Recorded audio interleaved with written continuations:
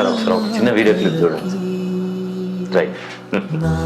So ఈ ప్రపంచంలో father కి మించిన రోల్ మోడల్ లేదన్నదానికి ఇది ఒక ఎగ్జాంపుల్. సో అక్కడ ఆ ఫాదర్ వాళ్ళ డాటర్ దగ్గరికే వెళ్తారు. సో వాళ్ళ మనవరాలను చూడలేదు. మనోడు అక్కడ చిన్న బాబు ఉన్నాడు, చిన్న బేబీ అలా పుట్టినటువంటి వాళ్ళకి మనవరాలు అవుతారు. అక్కడ క్రాస్ చేసుకుంటూ వెళ్ళారు. అంటే ఫస్ట్ తన బిడ్డలాగా ఉందో చూసుకోవడానికి ఆ తండ్రి అక్కడికి వెళ్ళాడు. సో ఉంటదండి, ఎందుకంటే తల్లి ప్రేమ, తండ్రి ప్రేమ, తల్లి ప్రేమ ప్రపంచంలో నిజంగా గొప్పదండి.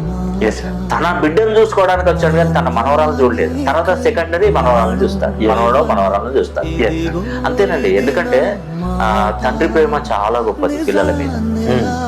కొందరు ఈ రోజులు చూస్తే ఎన్నో వృద్ధాశ్రమాలు మనం చూస్తున్నాం. గుప్పెడు అన్నం పెట్టలేని పరిస్థితుల్లో తల్లిదండ్రులు రోడ్ల మీద అడుక్కు తిని ఆచారంటే ఏమంటారో దాన్ని, పేదరికంలో మగ్గి అడుక్కుని తింటున్నారు. ఈ రోజు మన భారతదేశంలో సంస్కృతిలో ఎక్కువగా వస్తుందండి ఇలాంటి ప్రాబ్లమ్స్ అన్ని. మన భారతదేశంలో ఎక్కువగా ఉంటాయి. విదేశాలలో చూస్తే ఎక్కువ పర్సెంటేజ్ మన భారతదేశంలో ఉంది.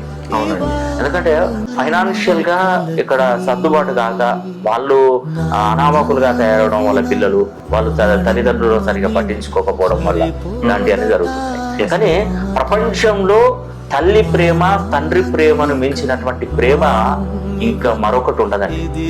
మనల్ని బాగుపడాలన్నా మనం ఎవరైనా కూడా మనను మంచి మేలు కోరేది మన తల్లిదండ్రులే, ఆ భగవంతుడు కూడా కాదు. ఆ తల్లిదండ్రుల తర్వాతనే మిగతా వాళ్ళు. కాబట్టి ఆ తల్లిదండ్రులు మనల్ని కని పెంచి పోషించి ఈ రోజు ఒక స్థాయి వరకు తీసుకొచ్చారంటే ఈ కష్టం అంతా వాళ్ళది.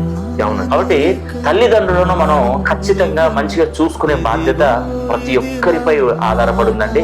ఎందుకంటే తల్లిదండ్రులను చూసుకునేటువంటి వాళ్ళ చరిత్రలో బాగుపడింది ఎక్కడ లేరండి.